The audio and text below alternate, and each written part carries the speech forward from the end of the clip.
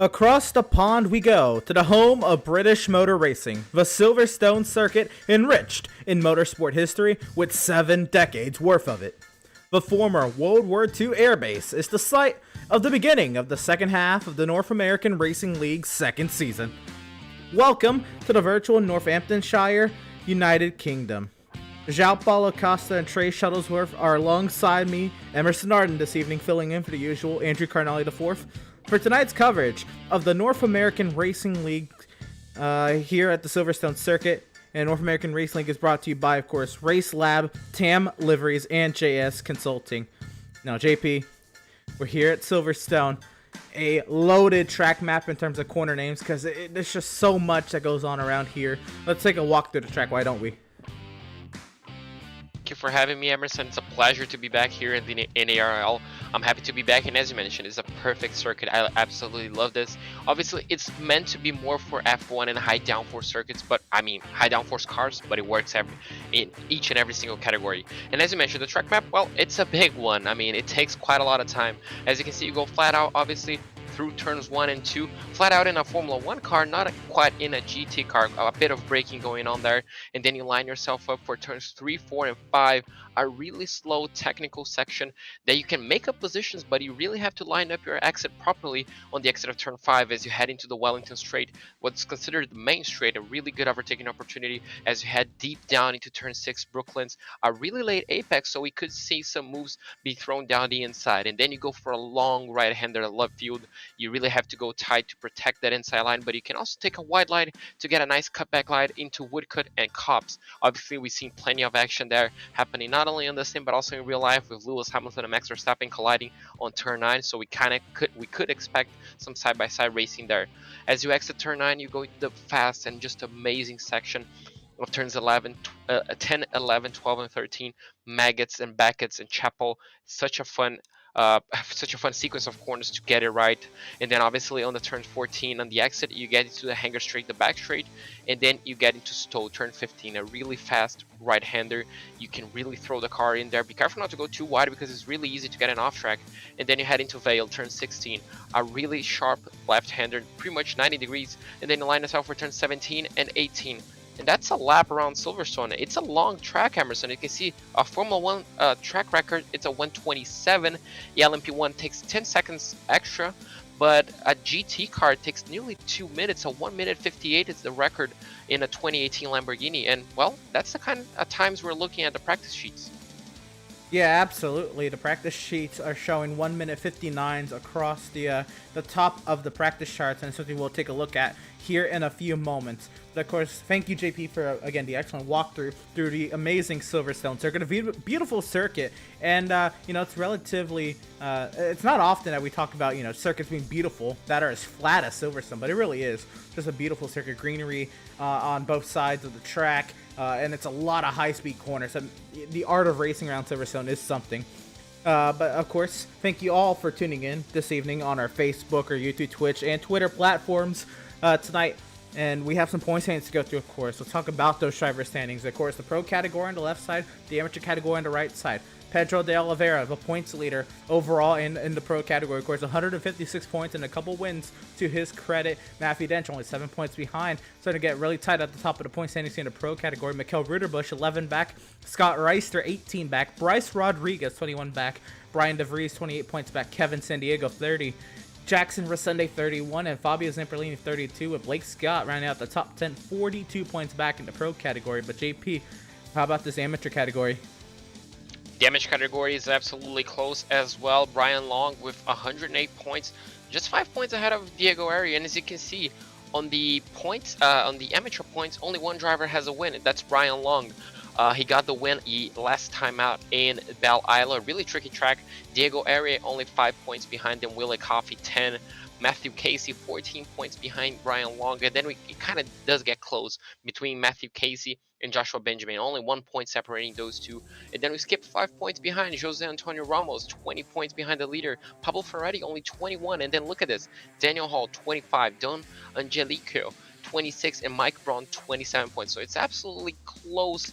And I mean, as we've seen from last time out, in Detroit, the point standing will absolutely shake up with one bad weekend. Matthew Dench got his second win of the season, shot himself back up into second place. Pedro de Oliveira quite lost a bit of the ground that he had built up in first place, and I mean, some other drivers, I mean, absolutely kicking off. So, I mean, we can expect a massive race in. Well, the point standing for the teams, it's the same thing. Yeah, absolutely. We'll look at, of course, the two different team standings. Of course, Duck Hawk Racing, top of the pro category of team standings. Full Time Esports, only 10 points back. They're trying to close the gap. Of course, Resende and Semperlini, prime competitors. They're Dark Horse Esports, 43 points back in fourth. SDS Racing, 75 points back in fifth. Evolution Racing, 81 points back in sixth. And then we got a little further back here. Some work to do, but still some time to do it in the second half of the season for Pacific Sim, Kyle's Latin Gamers, Ram Racing, and Extreme Speed, JP. Yeah, exactly. Those teams obviously do have a bit of ground to cover up. Obviously, Pacific Sim is carried alone by Mikael Rudebusch, who's doing a fantastic job on that team. And obviously, when you look at the amateur points categories, it's kind of close as well. Rabbit Chase leading the charge with 185 points, only 11 points ahead of Team Empire Blue. Wahuka Racing 34 points behind. Scar Racing 65 points behind. Kind of a bad luck last time out. And then, well, obviously, it backs off. Unfortunately, we do have some teams that are quite struggling a bit. But, I mean, it's so close between the pro category and the amateur category. And it just, as I mentioned, one race can really shake up. So it's really important to be consistent on this championship if you want to keep those points ahead of another team. Yeah, absolutely. And I know, we usually have the schedule as well to talk about. And what we do, I mean, of course, coming up tonight, of course, is the beautiful Silverstone circuit event. Of course, we're off next Thursday for Thanksgiving. And then we'll be back December 2nd with the Hungaro Ring. How about December 9th, Phillip Island? And December 16th to round up the season at Road America, JP. How about the rest, this second half of the schedule, counting with Silverstone, Hungaro Ring, Phillip Island, and Road America?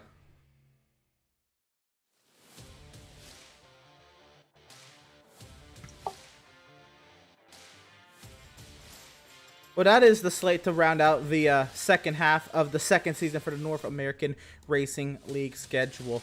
Of course, got to give a huge shout out to all of the partners here at the North American Racing League, of course.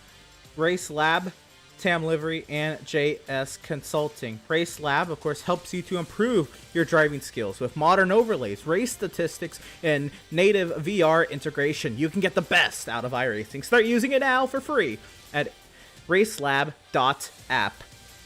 JS Consulting provides custom website and app development, including the iRacing League website design and hosting. JS Consulting, you can find them at johnsedlak.com. And TAM Liveries offers custom packages for some of the best livery designs in iRacing, used by both pros and amateurs. You will definitely look good on the track. And of course, you have to give a shout out to all of our partners here at Pit Stop TV, like those of course, Tucson Sound Art. Your picture, your music. You provide the image that you want, and we will custom create a beautifully framed, high-quality canvas with a built-in Bluetooth speaker. With Sound Art, you get the best of both worlds. Visit TucsonSoundArt.com for additional info and use promo code PitStopTV at checkout and receive 10% off of your purchase. When it comes to your appearance, you deserve the best care that money can buy. With locations in Auburn, Lewiston, Naples, and Saco, Maine, Permanent Makeup and Cryo in Maine owner Ashley Boyer is a certified micropigmentation specialist who provides professional, safe, and personalized services. You can contact Permanent Makeup and Cryo in Maine at permanentmakeupinmaine.com, or you can call or text them at 207-358-8683. Whiplash Media specializes in various sim racing resources, including paint schemes, stream overlays, iRacing camera packs, and more. The official graphic and camera provider of Pit Stop TV, and you can grab your iBroadcast cameras today at www.pitstoptv.com. And of course, a huge shout out to our friends at BAM Racing Videos, by a race fan for the racing community. Now, JP, under a minute left here in practice from the Silverstone circuit. We'll kind of go ahead and take a look at the top of the charts. The top of the charts, of course, is Pedro de Oliveira S at the top of the standing. Scott Rice there in second, and that's very tight right behind Scott Rice. So look at that. Matthew Dench, Jackson Resende, and Bruno Alcaraz, the top five. Brian DeVries, Fabio Zamperlini. Oh my goodness, the margins, they're so tight from Matthew Dench really on down. Yeah, remember when I told you last time out we were together on the ovals that I was kind of surprised by how close the time was? Well, Matthew Dench, Jackson Resende separated by 1/1000th of a second on a lap time that's over 1 minute and 59 seconds. So it's crazy to see how close the timing sheets are. Obviously, it's all up for grabs. We have some drivers practicing the pit entry. It's also really important. It's a really tricky pit entry and really heavy braking zone. And, well, something we're kind of used to seeing Pedro de Oliveira with that one lap pace of his. It's a really strong qualifying. He's a really strong qualifier. So we got to keep our eyes on him. Kevin San Diego coming out of Chapel, and unfortunately, that's going to be practice. So now we're going to turn our eyes into qualifying. And, well, 10 minutes for these drivers, it's a haul on the table. Pressure is going to be all up high because, well, you really need to get a good qualifying position no matter which track you are, because starting further ahead gives you a better chance of winning. And they're off in their solo qualifying attempts. And if I recall, most of my time covering sports cars here on the channel, JP, I think back to more the Pacific Challenge with, the group qualifying. So the single car qualifying, there's pros and cons to it. Of course, the pros is, of course, it's just you and the racetrack. The cons, of course, is if maybe you aren't up there in pace, you can still learn over the course of the next 10 minutes from other drivers. You can even get some slipstream to help you out, all that sort of stuff. But I do like this single car qualifying. We'll be keeping, of course, track of a lot of drivers throughout the evening tonight. And I don't know what really to make of it. I just know what kind of a regard maybe the Ford is kind of held to. But how about Fabio Zamperlini? He has come out today in the Ford GT3. I'm very intrigued to see how it performs tonight. The Ford GT3 was 6th quickest last I checked on the practice charts. Yeah, Fabio Zamperlini, I'm not pretty sure what the thing is. I'm pretty sure he's challenging himself because on the previous races, he was on the Audi. The Audi wasn't the fastest car around the circuits, but he still provided good results. This time out, he's on the Ford. I'm pretty sure he's going to be the only Ford on the grid. So, I mean, it's crazy. The reigning champion kind of showing, how well he can drive each and every single car. Obviously, it's going to be a major challenge. This car is not up to pace compared to the other ones, but I mean, he made it work on practice. He posted a really competitive lap time. Now, the question is, how fast is this car on a one lap pace? And after that, how well is it on a full stint of fuel? It'll be intriguing to see for sure. And I kind of want to shift our attention to the amateur category, and we'll ride on board here.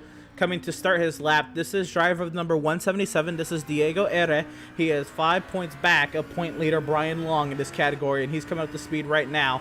This will be an intriguing lap. We're going to ride on board with Ere through the first part of this qualifying lap. But JP, 5 points over the course of the next 4 races. That points battle at the top of the amateur category that you covered. It's gonna be something very intriguing to keep in mind, because of course that gets mixed in with some of the pro drivers. Some of the drivers at the front end amateur field can mix it up with some pro drivers, and the points can get skewed one way or another with all that. That's what I love about this series. Even though there's 2 different classes, more or less 2 different categories of drivers, it's all one car class, so we can still see that kind of a mix of I guess category class racing.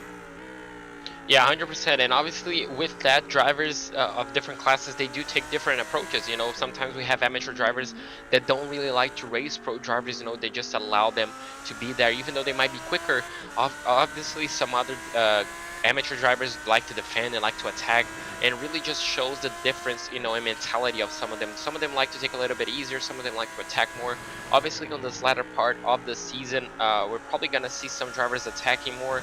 And obviously, as you mentioned, the battle for the championship is going to be closer than ever. It's really close on the amateur and on the pro side. So every point matters. And obviously, if you're trying to get as many points as possible, you really need a good qualifying. So far, Diego Ari is putting a really good lap time, and now we switch to Matthew Dench, our last time winner.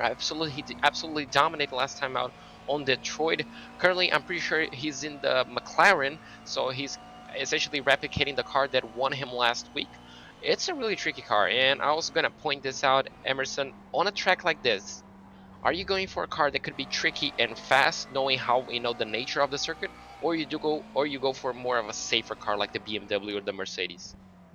Oh man, I don't know. Kevin San Diego, by the way, sets the first lap time of the qualifying session, and Brian DeVries will follow, and now time's going to be coming in. So we'll get time, and it's going up on the left side of your screen. But to answer your question, JP, I mean, there's a lot of high-speed corners. You really want to put yourself in the best position to succeed through those corners. And it comes down to driving style for sure. For me, I like a little bit of a freer race car, one that can maneuver a lot. But I know if I push a little too hard, I probably would be the one spinning it out. Yeah, and that's the challenge that the drivers, I guess, of the McLaren, of the Audi, and the Lamborghini will face. That's a car that can really snap on you, as Alcaraz goes second quickest, nearly half a second behind Pedro de Oliveira. So, again, that qualifying pace really showing. The driver of the Porsche, it's really nice to see a Porsche up ahead. It's a car that I really do like, and he looks like he's starting his second lap, currently exiting turn 5, heading to the Wellington Straight. And, well, it's just so nice to see these GT cars going around at Silverstone. No, it's a really high-speed corner. Obviously, not anywhere near close to F1 style speed, but, I mean, it's still fast, isn't it? Yeah, absolutely. Racing vehicles are still race cars. And that's what we have tonight here, of course, with these GT3 cars taking to the, again, very historically rich Formula One circuit. Again, 70 years of Formula One racing, or I guess, and then some, with the Silverstone circuit. It's quite the sight, and I'm loving that other racing series, come here and, try their hand at running through. This is my favorite part of the circuit right here. Right now, Maggots and Beck. It's really everything from Lufeld all the way to Stowe. That is a fun section of straights and corners. 100%, and there's absolutely no margin of error when you're talking about these big guys, because I mean, if you just go wide on one of those corners, it's absolutely going to compromise your whole sector. So it's a really tricky part, and on the race, it could really play out as a big part. If you just make a small mistake, you're going to be losing tons of times. As Fabio Zamperlini right now, he's finishing up, exiting Chapel, and he's going to be lining himself up for the backstraight for the hangar straight. Bryce Rodriguez, he's going to be putting his car on 3rd place. He's not going to be improving on his 2nd lap. So looks like the 1st lap might be the quickest lap for these guys. Obviously, such a long lap, you don't really get a lot of time to essentially wait it out. Fabio Zamperlini is going to be finishing off his lap. And while coming into the final sector, big braking zone, again, that 90-degree left-hander, you really have to get close to the apex. Don't ride out the sausage curb. As you can see, he gets really close on the exit. Just line yourself up. Try to go as flat as possible. Taking the line of least resistance, a 159.5. Wow. And he's going to be going 5th place. So on the Ford, that's a really good qualifying. Only 3,000ths of a second behind Kevin San Diego. And only, 7,000ths behind Bryce Rodriguez. Yeah. That's crazy. The gap between himself and 3rd place, 1,000. He could easily have been on the podium. He's still going for more right away. He's on his 3rd lap right now. Yeah, this is 3rd lap right now for Zamperlini. So we'll see what he can do. Looking a little further on back, we'll go ahead and find our way. How about Mark Scott, who's currently working his way around the track? Mark Scott, I believe, is right now the leader in the amateur category, or I guess the pole sitter in the amateur category right now, down in the 14th position overall. Nearly 2 seconds off the pace of Pedro de Oliveira. But, of course, he's right there. His class not too far behind. Mark Scott practicing his pit entry here from full speed. Let's see this. Flying into that pit entry. Yeah, you have to really fly, and then you really have to step on the brakes, hit the pit limiter, and you just hope that the car will slow down for you to not get a speed limit penalty on the pit lane. Diego Ari currently finishing up his lap time. He's not going to be improving, goes really wide on the final corner, and unfortunately for him, he's going to be sticking with his position. Something I found interesting, if we look at the bottom end of the top 10, Matthew Dench, 7/10 of a second. Jackson Resende 1 second behind his teammate. That's not something I was expecting coming in, especially after the practice times. He's gonna be finishing up his 2nd lap. Looks like he's on the Ferrari, if I'm not mistaken. Oh, there we go. That's the improvement right there. All right, goes to 5th place, but still half a second. That's a really good, strong qualifying from Pedro de Oliveira. 5th place for Jackson Resende out of Full-Time Esports in his beautiful red, black, and white Ferrari there, the number 225, Jackson Resende. Working his way now. I think this is just some extra practice for all these drivers, staying up to pace, up to par as qualifying comes to a close. A couple more drivers still working around on their final laps. You have William Valdez on the end of his third lap as he works into the Vale chicane. Here he goes in the number 128 Ferrari. The amateur category, William Valdez trying to improve from 18th position, and he will not improve on his third lap, and that will be it for him. Here comes Scott Kimbrough into Stowe. Does he have time to get back to the start-finish line? Oh, it's going to be absolutely... Oh, well, scratch that. There we go. That's the thing we're talking about. A really fast corner with a car that can easily snap. Something that might happen in the race. Daniel Hall looks like he's not going to be able to finish. Currently on a 4-minute lap time, so not 100% ideal. But yeah, it's practice. You know, it's the start of the race. This is going to get hectic, and well, tire life might be a playing factor here. We all know how harsh Silverstone is on track, so on those tires. So it could be interesting to see how those cars react on the final few laps of the race. It's time to go through our starting lineup. Of course, row number 1, it'll be Pedro de Oliveira, and to his outside will be Bruno Alcaraz. Row number 2, it'll be Bryce Rodriguez and Kevin San Diego. Row 3, Jackson Resende and Fabio Zamperlini. Row number 4, how about Scott Reister and Mikael Ruderbusch? And in row number 5, it'll be Matthew Danchin and Brian DeVries. JP? In row number 6, we're going to have Scott Kimbrough in the 211 and the 259 of Guilherme Carretoni in 12th place. 13th place, we're going to have Blake Scott in the 267, and we're going to be looking at 14th place for our amateur pole sitter, William Coffey. In 15th place, we're going to have Mark Scott in the 166 Lamborghini and the 176 of Ryan Long in 16th place. In 17th place, we're going to have Jeff Castillo in the 110 and the 128 of William Valdez on 18th place. And row number 10, we're going to have Joshua Benjamin in the 178 and the 113 of Pablo Ferretti in 20th place. Row 11, it'll be Rob Rodriguez in the 226, Mike Braun in the 107. 23rd, it'll be Matthew Casey, Diego Ere in the 24th position in the 177. Row 13, it'll be Pierre Thompson in the 218, Sonny Brown in the 115 there in 26th. Row 14, it'll be Chris Winstone in the 137, Scott Angelo in the 168 there in 28th. And in row number 15, it'll be Dominic Angiclio and Radmes Rodriguez there in 30th. In 31st place, we're going to have Armando Bejarran in the 105 and the 101 of Clarence Rosa in 32nd place as the cars are going to be ready to start the race. Johnny Jones in the 142 is going to be starting 33rd, and 34th place for Sean Patterson in the 154. In 35th place, we're going to have Kenneth Michael in the 119 and the 172 of Daniel Hall in 36th place. 37th place and last car on the grid is going to be the 102 of Billy Bowerman. That is our grid as the field of 37 GT3 vehicles works its way through the Vale chicane and roaring up to speed at about 50 miles an hour. They're coming out of Vale now on their way to club up to about 60 miles an hour and onto the front straightaway. Pedro de Oliveira is going to lead us to the green here at Silverstone.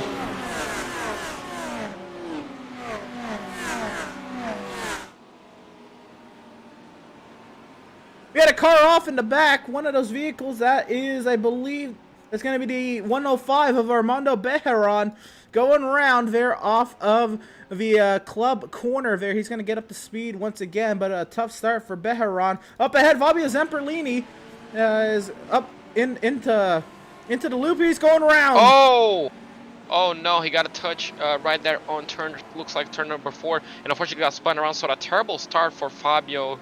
Oh, it's only going to get worse for him. Looks like that car is going to be nursing. Oh, a lot of damage. So he got damage on the front end and on the rear end of that Ford. Definitely not ideal. Now, if I'm not mistaken, though, JP, they do have fast repairs.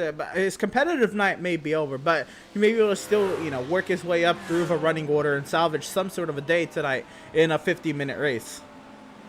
Yeah, but unfortunately for him, if he does like to take the fast repair right now, he's going to be struggling a lot because the pit time on this track is absolutely massive, so he will be losing a lot of time. So right now it's a big challenge for him to decide what to do. Does he carry damage? Does he pit for repairs? And I mean, there's no point in changing tires, there's no point in filling up with fuel. It's going to be a really tricky challenge. But currently for our leader, I mean, it's the same thing. He's pulling away in the Lamborghini. Looks like we have a 1-2 for Lamborghinis, followed by a few Ferraris. So Full-time esports with a dream. Looks like, is that Jackson Resende coming under pressure?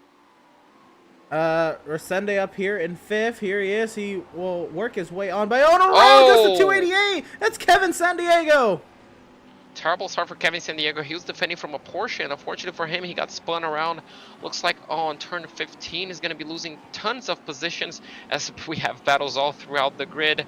Oh, he's going to be going. Someone's going to be going down his inside. I'm not quite sure who that is. He's dropped all the way down into 20th place. Looks like. So from 4th place all the way outside the top 15. Terrible, terrible first lap for him. Back up front, Mikael Ruderbusch is not done with Jackson Resende. They go at it for the 4th position. Resende trying to open the gap in his Ferrari compared to the performance sim of Mikael Ruderbusch right there in the 222. Looks like the 222 is extremely racy. The Lamborghinis are extremely racy on this track, so it could play dividend on some of the weeks that the Ferrari has been dominant. Looks like the weight has shifted. Jackson Resende has a safety gap, but still elects to go a bit defensive. And further ahead, looks like Bruno Alcaraz still in 3rd place, chasing those guys up ahead. But looks like the battle for 4th place is definitely not over. We're going to have to see where the Lamborghini is stronger than the Ferrari and vice versa. My apologies. Proper credit to Pacific Sim Motorsport. Of course, Mikael Ruderbusch represented there in the 5th position.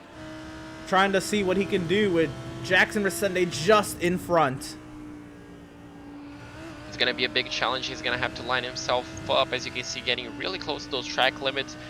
It's so easy to get a penalty. It could be interesting to see if we're going to have any drive-through penalties for instant points as they're lining themselves up for that fast sequence of corners. I absolutely love this. And we have 3 cars from 3 different makers, as we do have a Porsche followed by a Ferrari followed by a Lamborghini. So 3 different cars, 3 different handlings on the same circuit. That's just amazing to see. And that's always the fun of sports car racing. As always, JP, we watch, maybe, IMSA or the World Endurance Championship or other forms of sports car racing throughout the world. And it's just amazing to see the plethora of car manufacturers entered into the sport. And, of course, that's no different with iRacing, of course, getting the rights to all these vehicles from real life and putting them on the track, on the sim virtually. Pedro de Oliveira, of course, going fastest with his 1.4 second advantage out in front of Bryce Rodriguez. And we continue to keep our eyes on this battle for the 4th position. That is starting to dissipate a little bit. Mikael Ruderbusch lost a few tenths that lap to Resende, about 2 tenths that lap to Resende. But Resende not far from Mikael Ruderbusch. Say a mistake happens or say Resende gets into it with Alcaraz, and then we could see Ruderbusch get up there, maybe make it a 3-car battle for that 5th position, as you were already alluding to, JP. Yeah, exactly. It looks like Alcaraz is kind of gapping both of them, kind of found his pace, his rhythm once again. It's going to be interesting to see if his Porsche has a bit of damage on the front end after the lap 1 collision, but looks like it doesn't. Looks like he just has plenty of pace to drive away from Jackson Resende and Mikael Ruderbusch. And Jackson really posting a good lap time right now. Looks like the Ferrari is stronger on the straights, but the Lamborghini just can't catch up so quickly on those middle parts, as you can see, kind of just closing in and then just losing a bit of gap on those straights. The Ferrari just has such a strong engine and, well, can just drive away, but the Lamborghini seems to be very, very handy on those middle parts, as, Pedro de Oliveira absolutely driving away from the field. Driving away from the field. Let's go to the amateur category with Mark Scott. He's up here in the 7th position overall. His next closest competition in his category is 7 seconds back. Oh, no, and he's gone off the course there in Beckett's. He's going to have to give up the spot here to De Vries and potentially give up the spot. That's going to be a slowdown. Oh, that is a slowdown penalty. He's got to give up the spot there to Guilherme Carretoni as well there. He falls back to the 9th position. Well, so much for having that 7-second advantage in his category. He still has, looks like, a 4.5-second advantage, but what could have been, and I guess still is. It would have been a great haul of points for Scott Racing. His son, Blake Scott, was on 6th place. He was right behind him last time out in Belle Isle. Both of them had amazing runs, but unfortunately, both of the races came to a close, to abrupt ends. But, well, they're trying to fight back. It was a perfect 6th and 7th place for them. It was going to be a good haul of points. But unfortunately, after that small mistake, he's dropped a lot of positions. And right now, he's under challenge from Kevin Sandiego. There you go. Kevin Sandiego down the inside Looks like Mark is not going to be making his life too difficult. He's going to be trying to line himself up for the exit of turn 5 into the Wellington Straits. Looks like it's not going to be close enough. So Cami San Diego makes the move work and makes, well, the top 9 a full pro top 9 essentially. Yeah, absolutely. And I think Mark Scott, after making that mistake out of Beckett's, or I guess that's Chapel, really, he made the mistake cutting the corner at Chapel, going off in Beckett's. He, I think, is understanding the situation. He's still got a large margin over his competitors. And in comparison to last week, last week was a 60-minute race with 2 pit stops. Tonight, it's only a 50-minute race. I imagine it's only going to be a one-stopper. Correct me if I'm wrong, JP. And we could, definitely see the strategy kind of playing a one way or another. Now that we're back onto this one-stop kind of racing that we're kind of used to here with these sports cars on Pit Stop TV. Yeah, 100%. Last time out, we had a 35% fuel limit, Right. so the drivers were forced to make a 2-stop race. It kind of played interestingly. This time we're back to the normal fuel flow limit for these drivers, so we're only going to be seeing 1 stop for them. But it's interesting, it's still on 1 stop. It could really be very, very interesting. It looks like we're going to have a battle developing for 2nd place. Bryce Rodriguez kind of falling under pressure from Bruno Alcaraz. And if he missed the apex, so that pressure from the Porsche kind of building up on the Lamborghini driver. The 299 falling a bit of the pressure, so it's going to be where the Porsche is stronger. But when we talk about strategy, some guys, they like to play different. Some of them, Bruno Alcaraz, going for it. It's not going to be a boost time fuel. You're just going to be straight up attacking. But we do have other drivers like Dexter Martinez who like to underfill the car so they can have a track position essentially. So we could be seeing Jack Martinez jump up a few positions just based on that pit cycle, but only time will tell. But currently, it's like falling a bit, nearly 2 seconds behind Bruno Alcaraz as he's trying to get past Bryce Rodriguez. Not quite close enough to make a move down to Wellington Street. Alcaraz trying to see what he can do on Rodriguez here. They work through their way out of the Wellington Straight here into Lutfeld. Very close right there through the center of Lutfeld. Now to come out of Lutfeld, this is Woodcote, and then they're going to be on their way through the old start-finish straight into Copse. And of course, we know what Copse did on the Formula 1 side of things in real life with, of course, Lewis Hamilton and Max Verstappen. I doubt that's what's going to happen here. But you saw Alcaraz with the closing rate on Rodriguez down the old pit straight. Look at that run. Here we go. Look at this in the Maggots and Beckett's. He's not going to be forcing around the outside. You can't really go too wide there on GT cars. It's going to be just essentially a lack of downforce. But that Porsche driver, well, he's fast right now. They're going to be exiting Chapel. Looks like the Lamborghini still has a bit of an advantage as they head to the hangar straight. As you can see, he's going to be stuck on the middle lane, essentially trying to force that Porsche driver to make a decision. Not close enough to go for a dive, as we do have battles further behind. Oh, look at this. The Audi is going to be trying. Scott Kimbrough is going to be trying to pass. Oh, no, that's not Scott Kimbrough. That's Mikael Rudebusch. Oh, that's the Vries. Yeah. Oh, yeah, that's the Vries trying to pass Blake Scott. Blake Scott was under heavy attack through Maggots and Beckett to send up the inside, maybe into Vale. Blake Scott drives it hard into Vale. He'll hold on to that 6th position. A brilliant defense from Blake Scott under heavy pressure, but he's not done yet. And Brian DeVries is going to be absolutely up in the ante as he looks to find his way around Blake Scott. What a phenomenal attack that Blake Scott put on down the hangar straight and into the Vale chicane. And now we're on to the first part of the lap once again. Now does Blake Scott have what it takes to maybe try to baby that gap and kind of maintain it next time we go through the high-speed corners? Oh, he has damage on the Lamborghini, so that's going to be slowing him down just a tiny bit. You saw that on the front left part of the Lamborghini. The Audi is essentially the same car, shares the same chassis.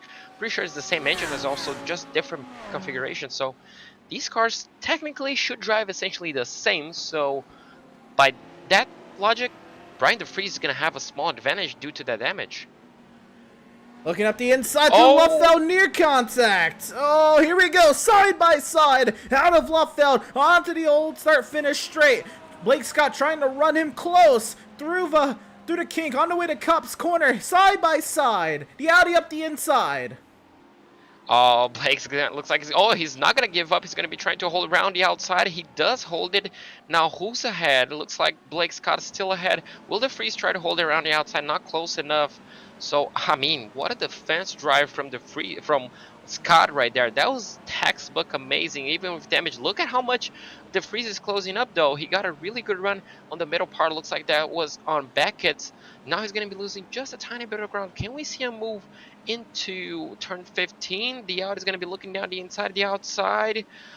Oh, he's going to be diving down the inside. Look at it. He looks to the inside, but once again, a brilliant defense from Blake Scott as Brian DeVries is exhausting his options, trying to find a way around the 267 of Blake Scott, the 221 of Brian DeVries. Now look who's entering into the picture. We have Garatoni there in the 259. San Diego coming up into 288. Remember, San Diego had his early problems. He wants to work his way through the running order. DeVries has got to find his way around Blake Scott very quickly here. And now we're back into the first part of the lap again. We're going through Abbey Farm, Village, and the Loop. And this is where I think Blake Scott kind of had an advantage through these slower corners. Yeah, exactly. It looks like Blake is just so much braver under braking, so he has, I mean, he can just brake so late. It kind of reminds me of Daniel Ricciardo, just, you know, just completely throwing the car in there and hoping it sticks. So it's really interesting. It looks like Caratoni got a bit of a bad exit out of turn 5. He could be falling under pressure from Kevin San Diego. Look at it. Kevin San Diego going down the inside is going to make the move work even before the turn-in zone. So, I mean, fantastic move.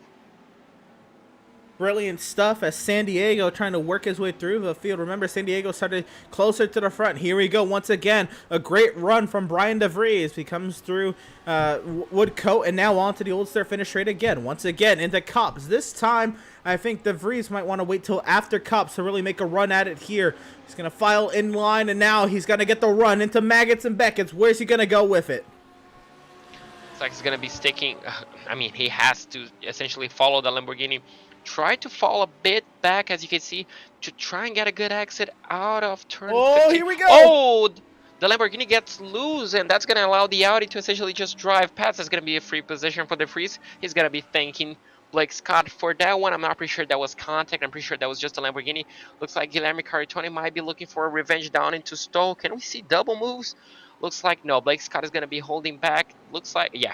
Looks like everybody's going to be falling in line. DeVries, although, is going to have a compromised line. Look at it. Blake Scott is going to be looking down the outside, inside. Looks like he's going to be forced down the outside, and it's going to be sticking with it. Yeah, so looks like DeVries got the position. Blake Scott is going to have to essentially try and get that position back as they head into the final corner. In the newly named Hamilton Straight, we kind of forgot to talk about that. Right. But yeah, looks like that was an amazing move by DeVries. Kind of free position, but Blake Scott is not done. Yeah, Blake Scott, even though he was overtaken, you know, we saw how hard he was defending. I wonder if he's using up his stuff. And now, I know they're not going to take tires under a pit stop because, you know, it's only a 50-minute race. But with that being said, you're not going to get fresh tires in this race. You kind of do have to think about, you know, it is an entire 50-minute race on these set of tires. Is he maybe using his stuff up too? Oh, off the track is DeVries! And DeVries is going to go round! Oh, hard into the barrier! Big crash for DeVries after getting in an absolutely perfect position. Is going to be carrying on. Oh, just how much damage does that Audi have? Oh, that's going to be big damage. I'm not quite sure if it's going to have a black and orange flag, essentially the meatball flag, but oh, that was a big hit. We're going to try to get the replay queued up here for y'all so we can see what happened to Brian DeVries. And here we go. We're going to get it. Here it is, Brian DeVries. He's being tailed here, of course, by Blake Scott. And this is coming out of the loop. He goes a little wide, coming onto the Wellington Straight. You're not going to actually see a lot of it through that camera angle.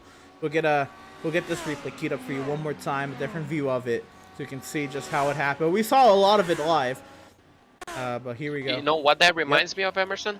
The 2014 Kimi Raikkonen crash that he had on that exact same corner. It's pretty much carbon copy of what happened. He's going to be, well, going a bit wide into turn 5, as you can see. Kind of gets a little bit squirrely on the exit of turn 4, then just kind of lines himself up beautifully. But, I mean, he doesn't steer that much. So, at that point, yeah, there's at that point absolutely nothing you can do. He just kept his foot in it, but the car just snapped, overcorrected, hit, I mean, essentially side on, but kept going. So, I'm not pretty sure how much damage that is. That's going to be obviously costing him a lot of time, lap after lap. But as long as he doesn't have to pit, he might just hold on to it. As you can see, just, yeah, falling under pressure. He's going to be falling through the field right now. But, I mean, if he can wait until the pit stop window opens, he might just be okay.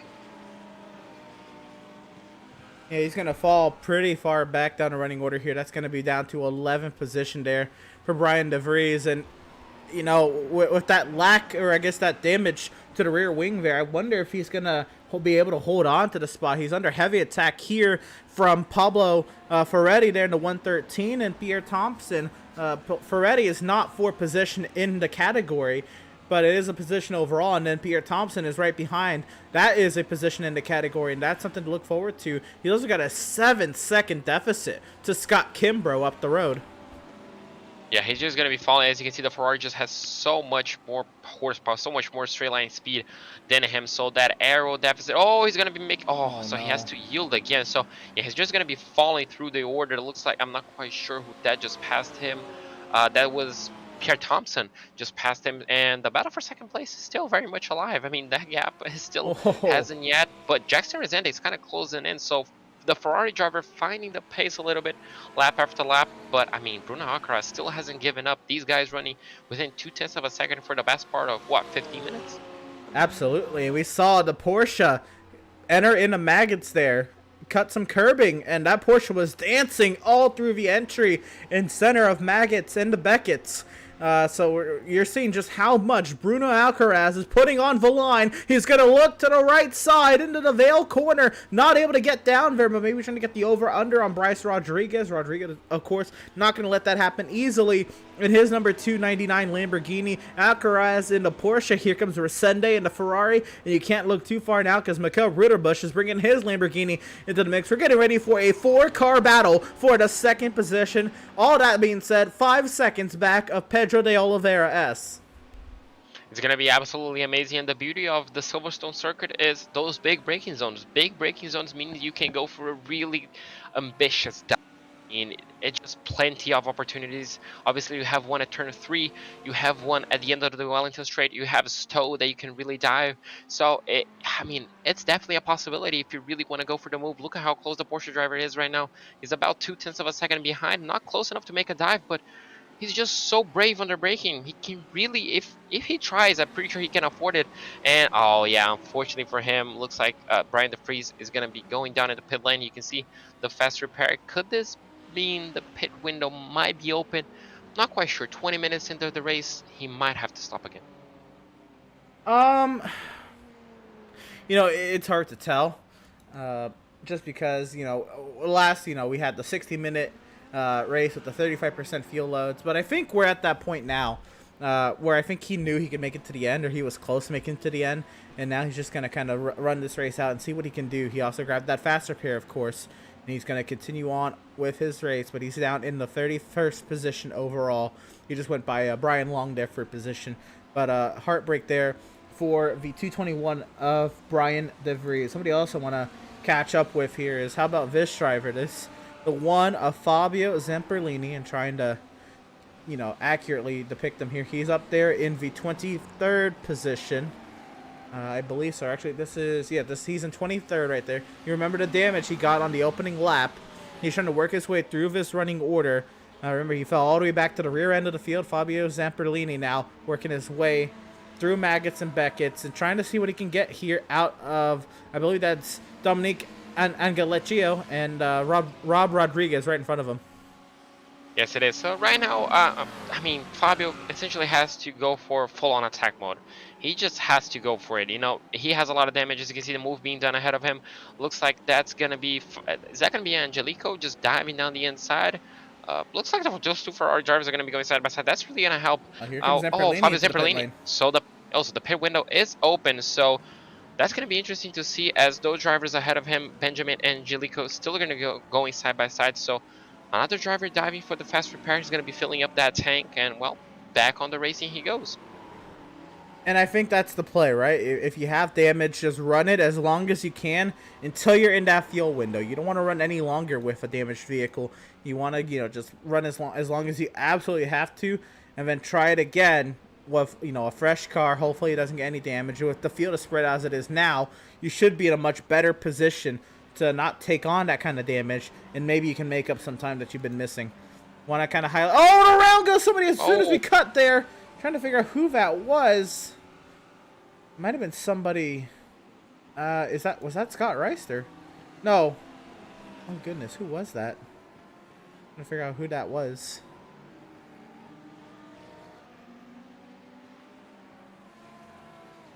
Not Bowerman, I don't believe. No. Bowerman's on the pit lane.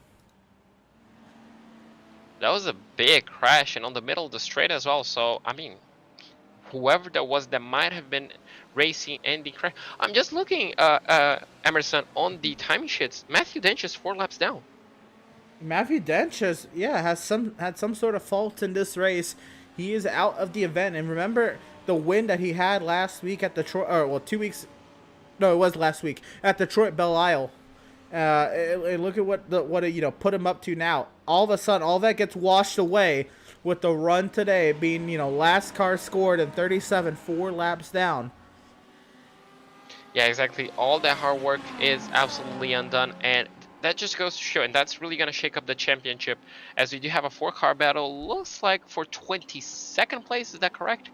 And, last week was completely the opposite. Matthew Dench had an absolutely amazing race as the Lamborghini dives into the pit lane, and Pedro de Oliveira, the championship leader, had an absolutely terrible race by his standard, finishing in 8th place, and this week is the complete opposite. Pedro de Oliveira in 1st place, and unfortunately, Matthew Dench is going to be DNFing, looks like. Blake Scott is in the pit lane, and it is that time you want to be watching the pit lane, seeing which drivers do take to the pit lane. Blake Scott being one of those drivers, and we'll see if that drags some of the competitors he was racing into the pit lane with him. Of course, tires isn't the advantage, but it's when you get that fuel, how you split that fuel. I think we're coming up to the lap where a lot of drivers are going to pit, which is about halfway through this race coming up here, and I think Blake Scott was able to get that undercut, if you will, on his competitors. We'll see what everybody decides to do when they come around. Yeah, exactly. This could be, obvious, as you mentioned, an undercut, different strategy. Some drivers will elect to essentially just hold down until the last possible fuel drop. So, only time will tell, but this could be an interesting challenge from Blake right here. And, well, just excited to see how it will work out, as looks like that's going to be, is that Jackson Resende and Bruno? No, that was Kevin San Diego and Guillermo Garatoni coming down the hangar straight there. We're just trying to see if they were pitting. Looks like they continue on. Of course, Pedro de Oliveira S just will continue on his merry way. He'll maybe pit when that thing runs out of fuel, if anything. And you still have plenty of gap. 6 seconds is, it's a long gap. It's essentially a Silverstone. Even though you lose quite a lot of time, he has plenty of time to try to be undercutted and still won't work out. As you do have a lot of battles further behind. Looks like that's a lapped car getting out of the way of Bryce Rodriguez, as this 4-car battle is still essentially quite on. As we do have another car in the pit lane, that's going to be Mark Scott. So the second of Scott Racing's vehicles is going to be going down in pit lane. Similar strategy for both of them. So just the question is, can he make that work? If you come out in clean air and can put out some qualifying laps, this could really pay off. Absolutely. And Mark Scott, of course, in that amateur category, he was up there. He was, I believe, the leader in his category. You got to start looking, though. Pablo Ferretti was working his way up and up the running order. So it'll be intriguing to see where does Mark Scott come out in relation to Pablo Ferretti when the pit stops have been completed. Of course, Mark Scott just getting the fuel-only service. He is down and away. And the thing about this Silverstone pit lane, and it's talked about all the time when we talk about, practice and qualifying and then the race in Formula One here at the Silverstone circuit, is that pit entry and how you shortcut the chicane and club corner, veil the chicane and club corner over there, and how that could be an advantage, when you come into pit lane. And part of the strategy is how that pit lane is designed. Exactly. I remember a few years ago where I'm pretty sure it was in an F1 game where it was actually faster on the final lap if you just took the pit lane and just took the checkered flag on the pit cycle. So obviously the speed limit is so low to prevent drivers from doing that. And yeah, it's a challenge on its own. You're coming full speed out of tow and you really have to stop the car. I'm pretty sure it's 80 kilometers an hour, might be 60 as well on this track. So, and other than that, Emerson, it's a massive pit lane. And here we go. Now a lot of drivers are coming in. This is Jackson Resende. He's following down the pit lane. I believe that is that's the Porsche there. Yeah, that is the 244 Bruno Alcaraz. Yeah, both drivers are coming down into the lane. Look at how much Jackson Resende is going to underfill the car. That's a trademark strategy for him. That's been happening since season 1. He's going to be coming out, I'm pretty sure, ahead of the Porsche driver. Although, as I say that, he might not. But, you know, he's notorious for just saving a lot of fuel. It might be interesting to see if that's the strategy around here, because they just spent so much time under full throttle. Not a lot of Yep, space, look at that. as you can see. Look at how much he's going to underfuel. So we saw for how many laps, for half the race essentially, how hard it is to overtake, how hard it is to complete an overtake, and how easy it is if you're that lead car to hold on to that position. So Resende, you said it's a trademark strategy of his at a track that we've already displayed for the past 27 minutes. You know, the lead car has the advantage in a lot of these overtaking battles. Similar, you know, clean air pretty much. You know, what we talk about a lot in racing. That, you know, position ahead, you get to put the car where you want it because you're the first car into the corner.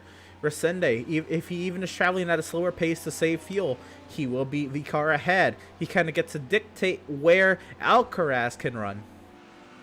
Yeah, exactly, and that could really play a big factor. And part of the underfueling was just what you saw on your screen.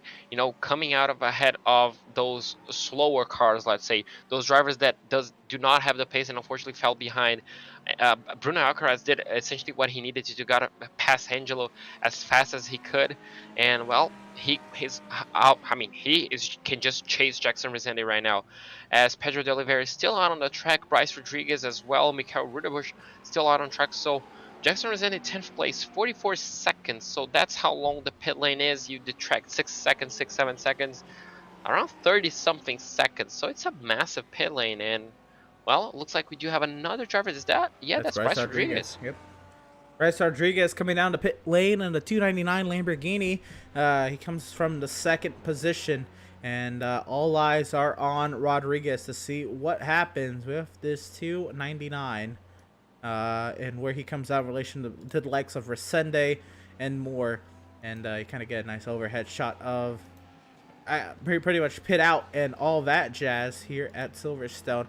And that's another thing about pit entry or pit lane here at Silverstone is it's you know at an elevation change to the front straightaway. It's really hard to get a nice camera angle into there.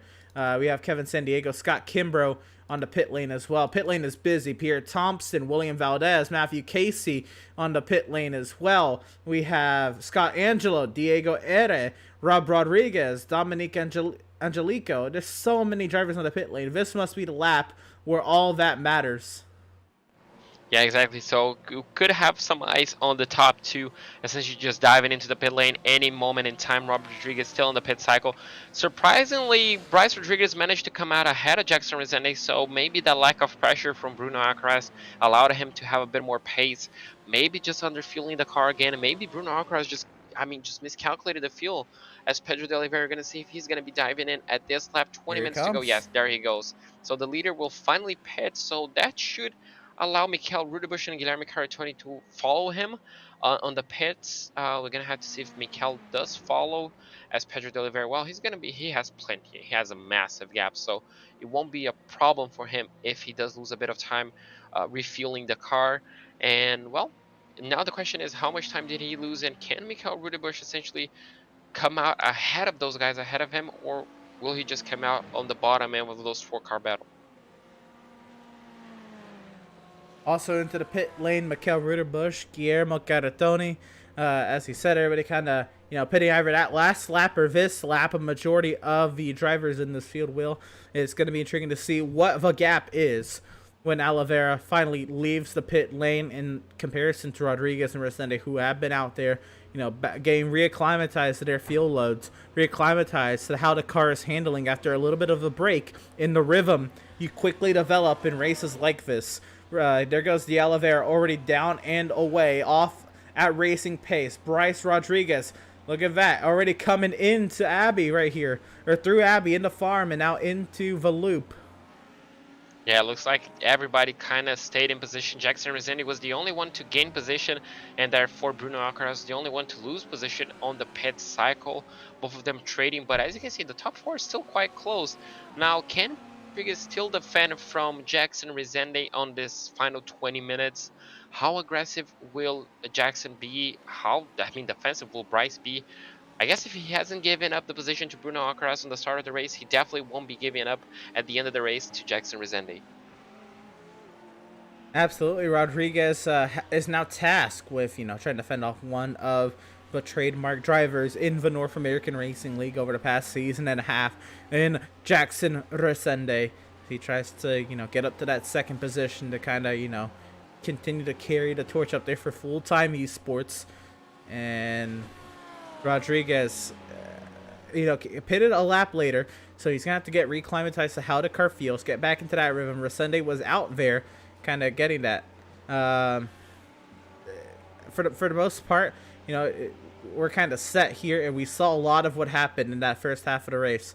But Resende, you got to also think his car is lighter. He may have to save fuel, but his car is lighter, and he's already up to speed. I guess at this point, they're both up to speed. They're well back into the rhythm. But I think the lighter car may have something to say in these final 17 and a half minutes.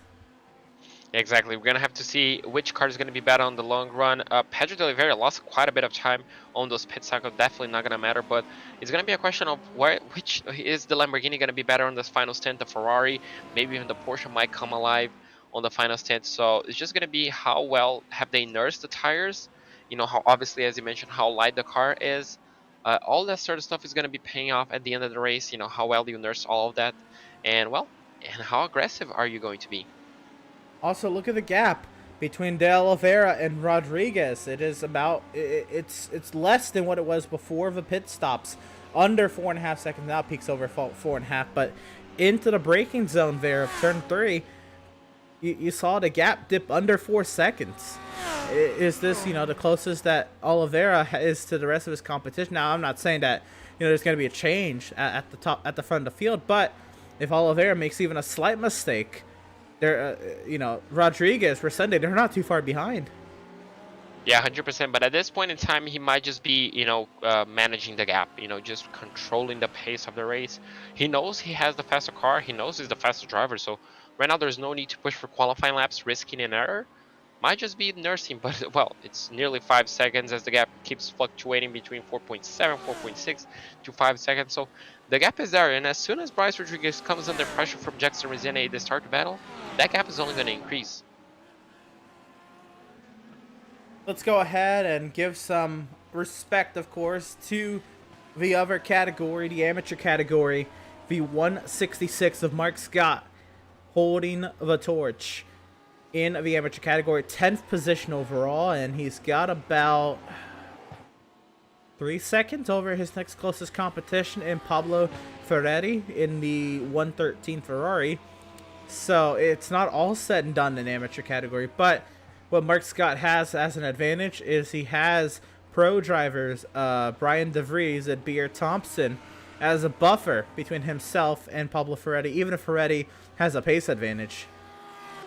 Yeah, exactly. He's going to have that buffer, but I'm pretty sure he's going to be trying to hold on for as long as possible on this 10th spot. It's a really, really good position to be in the top 10. And that's going to be a good haul of points for his team, Scott Racing. So if he can keep himself up, if he can keep those 2 pro drivers behind him, that's going to be a fantastic result. But obviously, at the end of the race, you can see the number 11, the 11th place car. He's just closing in there. Audi just kind of sneaking in. Brian DeVries just sneaking back himself into the top 10 after that mistake from him. So if he can close up to this Lamborghini, well, could really pay off. Could really be a good recovery drive for him. The other side of that is back to the side of Mark Scott. And what do you do if you get caught by, say, Brian DeVries? Do you battle Brian DeVries knowing how good 10th position could be for you? Knowing that if you keep DeVries behind, that's another couple car buffer you have to Pablo Ferretti. Or knowing that Ferretti is close, do you let DeVries through and think big picture here for the category? I don't know. It's tough decisions you got to make in the final 14 minutes of this race. And of course, if you're a racer at heart, which all of these guys are, obviously they wouldn't be here if they weren't.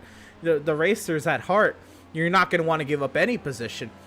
But, I mean, Mark Scott, trying to get a class victory here at Silverstone in the amateur category, has some decisions to make.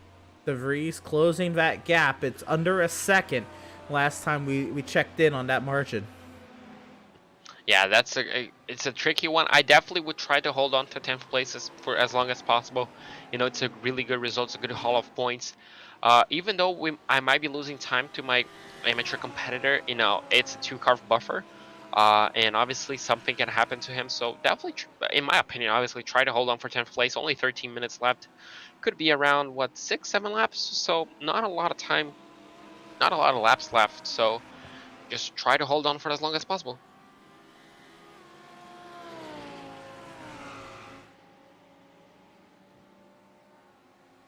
13 minutes remain, and you see again the battle for the amateur lead, split by a couple pro drivers. They're all in the same frame. The first car in frame, they're Mark Scott in the 166 Lamborghini.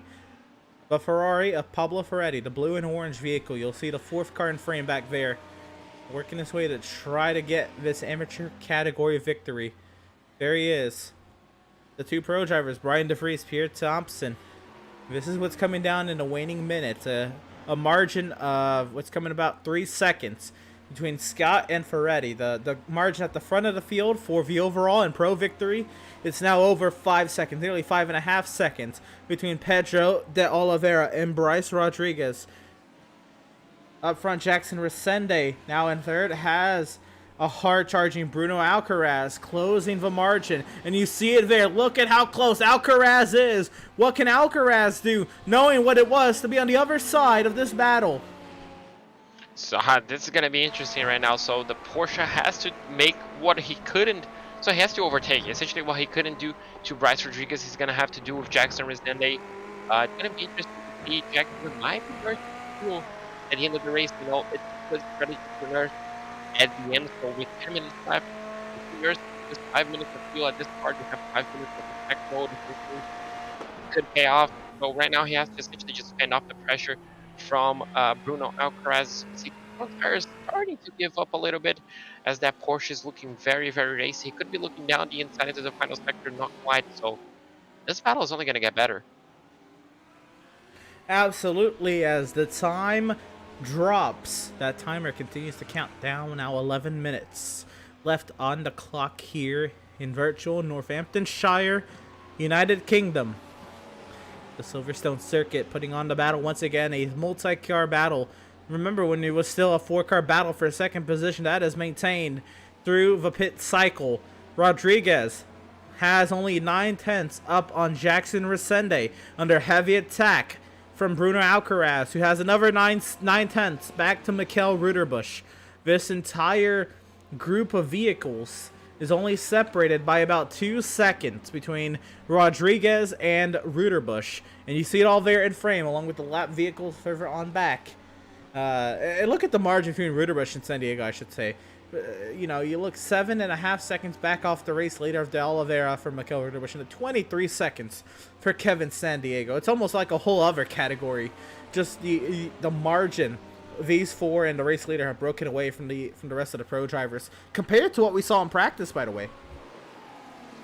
Yeah, exactly. So just lap after lap, if you can just build out that gap, essentially is going to really pay off. Jackson Resende goes really wide on the exit of Cops. Is that was? Yes. So, and yeah, as you mentioned, the gap is really, really big. 16 seconds between those two. So, I mean, just prove how close this top four, essentially second to fifth, is this 4-car battle. As Mikel Ruderbusch kind of losing a bit of pace between compared to those 3 drivers ahead of him, but just class. I mean, that's just how close it is. And obviously, when you look at Kevin San Diego and Guilherme Carretoni, still 3 seconds between them, and then 1 second to Blake Scott. So it kind of just gets close again. They do bunch up once again. So, I mean, close, even though they're separated in wide groups. Absolutely. The waiting minutes. Resende on the defensive while trying to be on the attack. It's something you hear often, you know, in tight groups of vehicles like so. Resende trying to see what he can do, trying to see what he can. Now he's under. Oh, and he gets hit from behind. Alcaraz sends Resende. Oh, and Resende kind of just avoids a massive crash. That's really good defensive driving. Unfortunately for him, he's going to be losing a lot of positions. Oh, does he come? Oh, Oh that's not a no! safe rejoin from Jackson Rezende. Kind of just frustration kicking in. That could have ended really badly for him. But oh, that was an interesting incident to happen. As you can see now, Mikael Rudebush trying to capitalize on it, trying to get third place from Bruno Alcaraz. Cannot really get that close. Cannot really essentially line up for a dive. But well, that's gonna be an interesting one to look at the replay. Well, let's go ahead. Let's try to figure out what happened there between Alcaraz and Resende. I have to go back a little bit here. We're able to get that queued up. We're going to try that one more time to get the whole incident frame. It looked like netcode from the initial contact. But of course, we'll be able to get another look at it here when it all happens. A little trouble getting that queued up. We will try that one more time. Here we go, and this should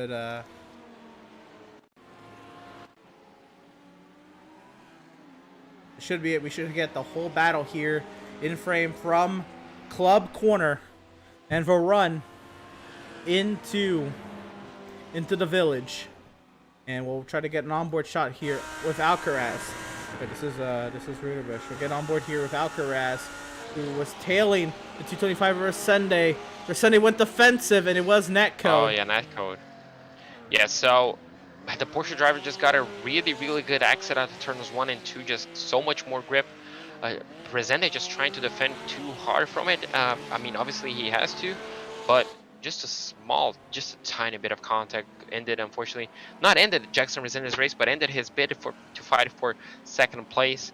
And that 4-car battle turns into essentially a 2-car battle at this point, as Bryce Rodriguez has a healthy gap over the 244 driver, who kind of now may have a bit of damage. Not quite sure. I haven't really looked at the front end of that Porsche if he has any sustained damage. No, looks like the front end is quite clean, so he has a perfect car to race, and well, he just has to defend from Mikael Rudebush to hold on for that podium position. Absolutely, and Ruderbush has fallen off a little bit now. He's going to continue to try to close that margin, but again, off the... They're using all that runoff, by the way, as they kind of have all day, and I kind of like that. It's kind of, you know, an ode to, you know, not you know, getting rid of track limits or anything, but you know how difficult these cars are to wrestle around a track meant for F1 cars. They have to use the extremities of the track limits like that. You know, if you extend the left side or the outside tires all the way out, and keep, you know, the innermost tire, you know, has, I think, the limit of the outside curbing, which is, you know, some severe extension of the track limits to most series. You got to think, you know, on circumstances like this, and these big, you know, bulky vehicles. I know they're meant, you know, for road racing and all that, but you know, they're not meant for, you know, stringent track limits like we see in Formula One. Yeah, exactly. That kind of makes a bit difficult to, as you mentioned, wrestle them around. And obviously, sometimes natural track limits do help out a bit more than artificial ones. If you just have grass or essentially gravel, like we do have in Brands Hatch, that kind of works really well with GT cars. You know, just a tighter track, and yeah. But I mean, they still make the show work, don't they, Emerson? The show really works, even though a track is not really meant for GT racing. I mean, it's still really fun to see those GT cars just wrestling around such a massive and wide track with big braking zones and high-speed corners.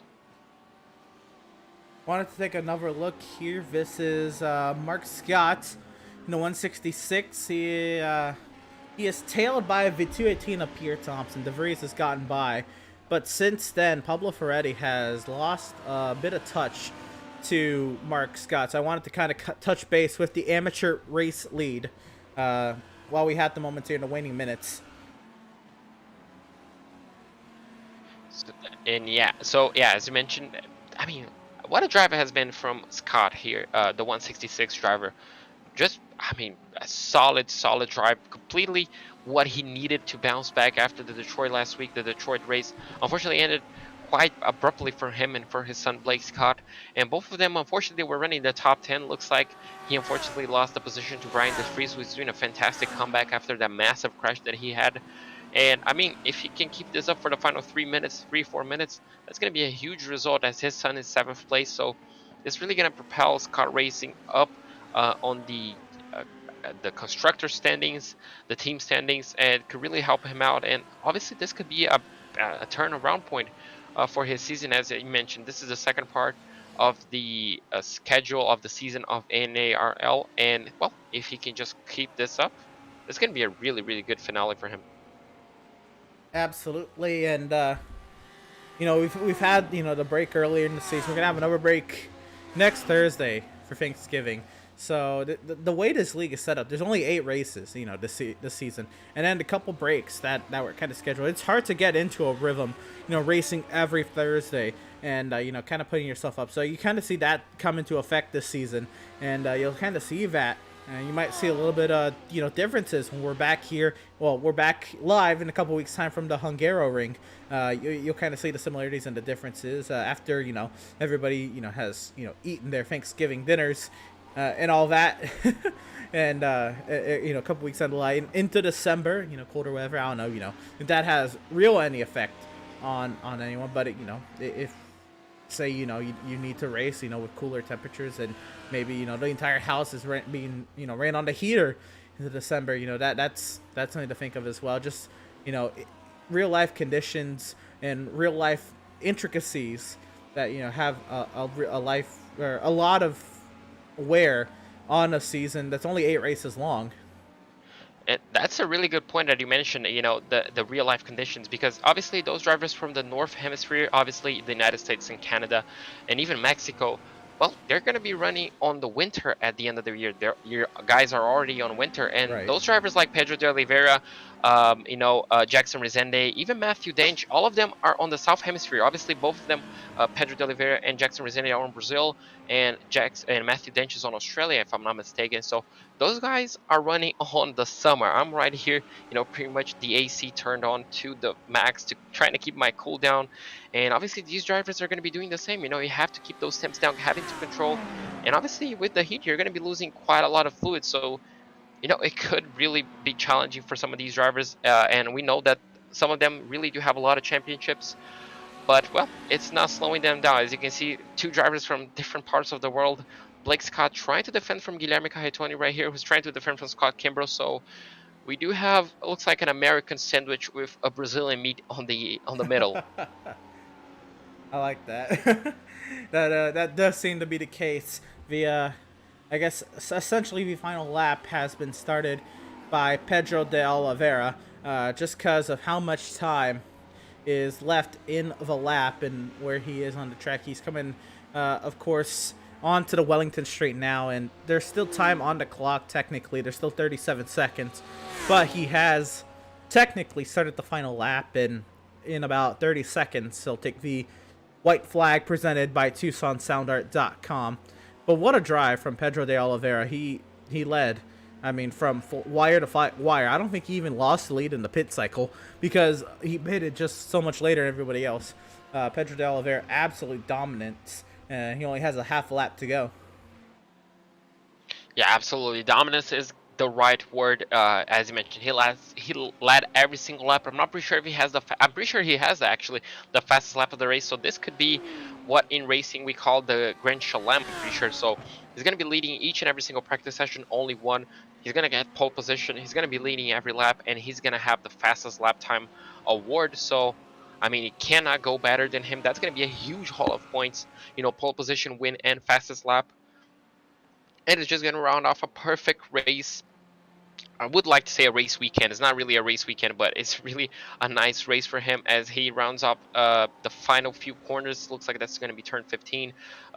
Riding himself into the final sector, and that's going to be a win for him. Really controlled and well-paced win. Into the final 3 corners. He works his way through the chicane and now into club corner. It's all been about Pedro de Oliveira, and on to the front straightaway. Pedro de Oliveira will win across the pond in Silverstone.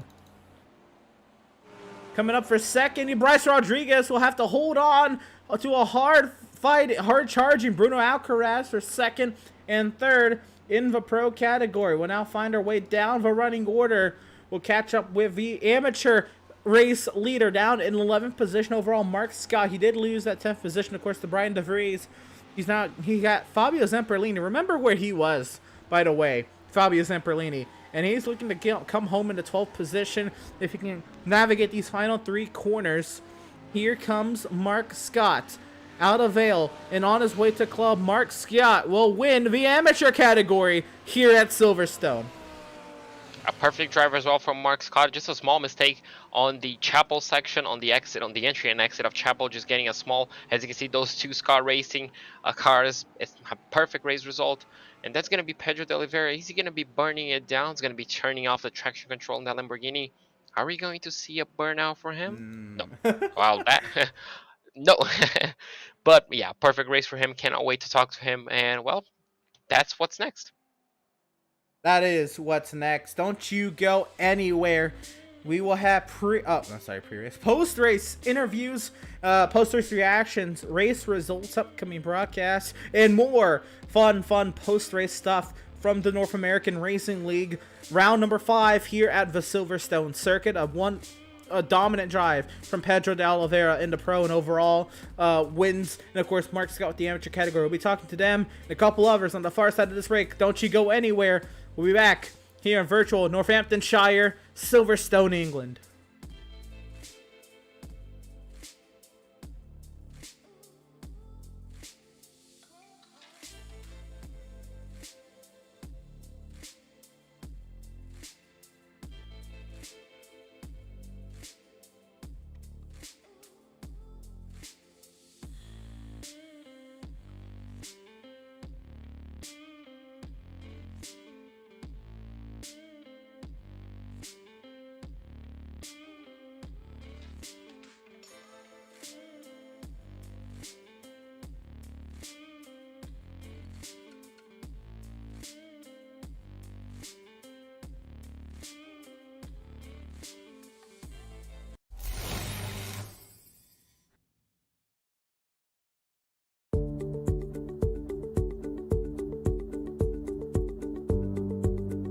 Sound Art is a product that is a speaker and it's art. We combine it together and we call it Sound Art. What makes it so unique that any picture can be your speaker? Sound Art gives you the high quality sound without the ugly speaker. This isn't a picture with a speaker, the picture is the speaker. Just imagine your wedding picture uploaded onto a canvas and now it's speaking 10,000 tunes. I mean, it's a very cool concept. What we like so much about it that you can take anything that means something very special to you, upload it on the canvas, have it hanging up in your room, your balcony, wherever you want to put it, and now it's a speaker. I mean, how cool is that? It's something that we have that and no one has. No one has this product. It's just a great gift to give anybody. It's just a neat concept. Around here we say, art never sounded so good.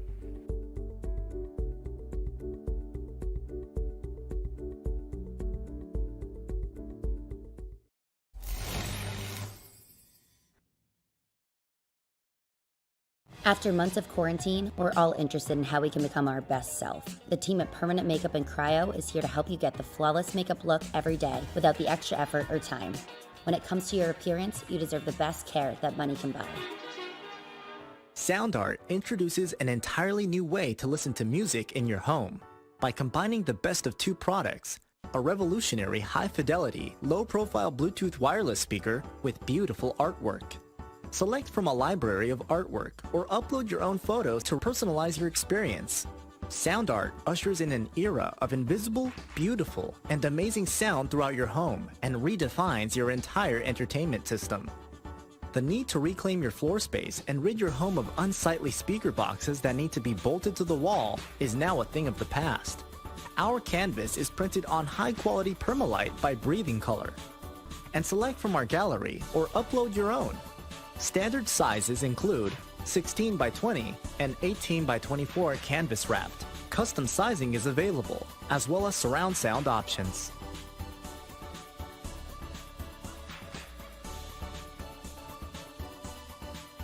Have you found yourself trying to hide your joy because you're unhappy with your teeth? Your smile is the first feature noticed in an interview, on a date, or in family photos. We want you to be able to shine bright as your best self, and our teeth whitening system is the perfect step toward restoring your confidence.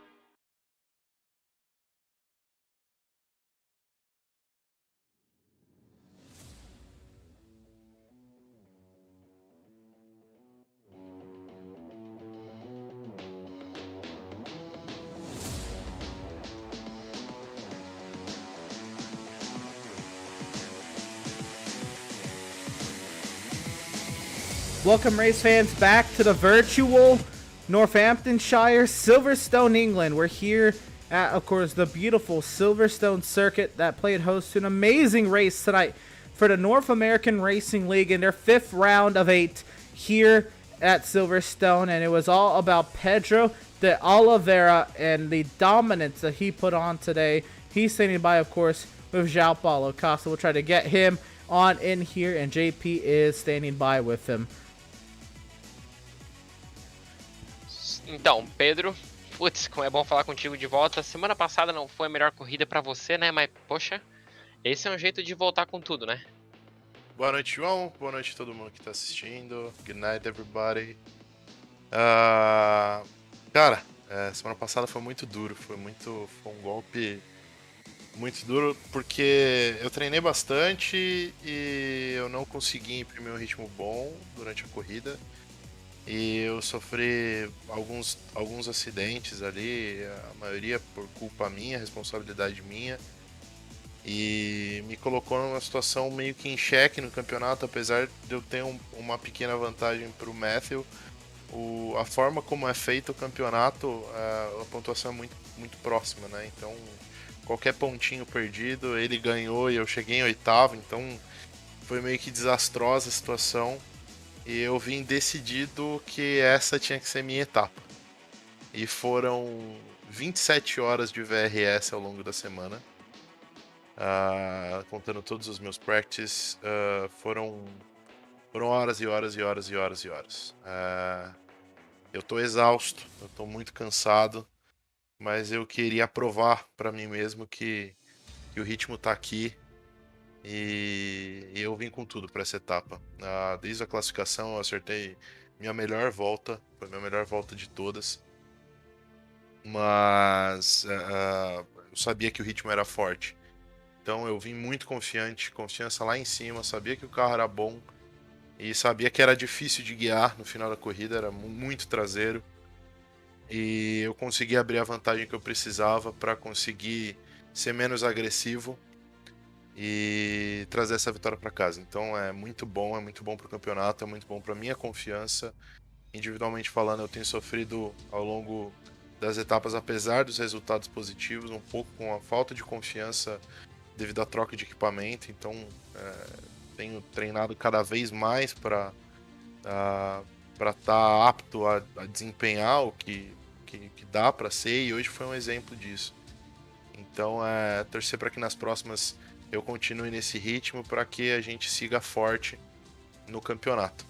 Queria agradecer a todo o pessoal da Full Time, em especial ao Gustavo Ariel, hoje é o brasileiro com maior iRating, inclusive está entre o top 20 de iRating no mundo, que me ajudou muito durante a semana, nos treinos, em algumas dicas. Então isso é muito para ele também. E agradecer a toda a equipe e aos patrocinadores, a B8 Seguros e a Logitech. Show de bola. Eu falei na transmissão aqui que pra mim você é o cara, como se fosse um fim de semana Fórmula 1, você ia ser o senhor do sábado, né? Qualify parece que é contigo. Se eu não me engano, você tem todas menos uma pole até agora, então pra mim você vai ser o novo Jorjão da Massa, que nem a gente fala na Fórmula 1, né? Mas cara, show de bola ver você com esse ritmo. Eu imagino que você está cansado quase 1h da manhã aqui no Brasil, né? Exato. Então, eu também tô cansado aqui, mas poxa, cara, é bom te ver assim, sabe? É bom ver esse ritmo e, bom, se continuar com isso aí, poxa, o campeonato é teu, né? Porque pelo jeito parar você hoje foi impossível. Tem excelentes pilotos nessa categoria, tem excelentes pilotos assim de verdade. São caras muito rápidos. O próprio Scott, o Matthew, o De Vries, o Bryce, muita gente para ficar elencando, o Jackson também. E assim, são nomes que a gente precisa, como adversário, a gente precisa tomar cuidado e garantir que a gente sempre tá um passo à frente, porque se a gente piscar, eles dão um bote, então é muito importante tudo isso. Então tô muito feliz, muito animado. E vamos lá.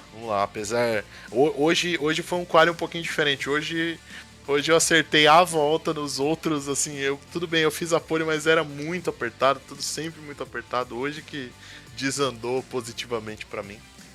Mas é isso. Muito obrigado. Obrigado à organização da North American. E é isso. Muito obrigado. Boa noite a todo mundo. Show de bola, Pedro. Boa noite aí, bom descanso e espero te ver na próxima aí. Obrigado. See ya, guys. Thank you. Good night.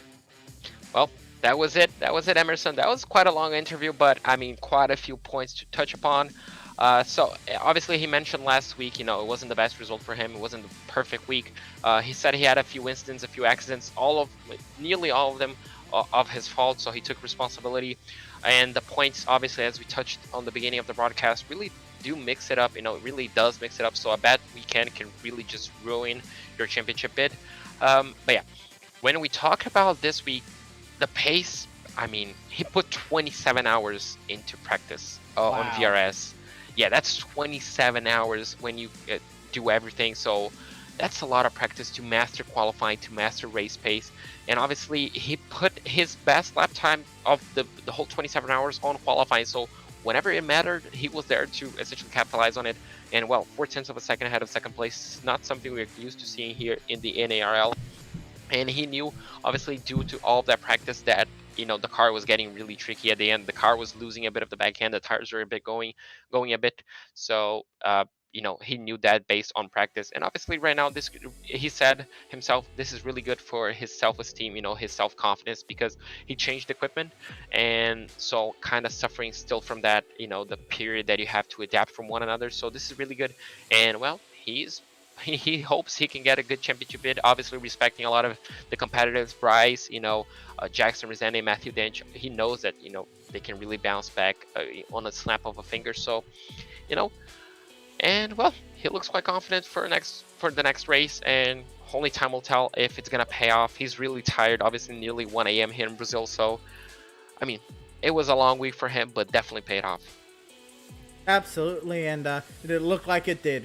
Utter dominance, absolute pace advantage from the field. You mentioned it, a grand slam. We call that in motorsport. Winning practice, qualifying, fastest lap, all the laps in the race, the race win.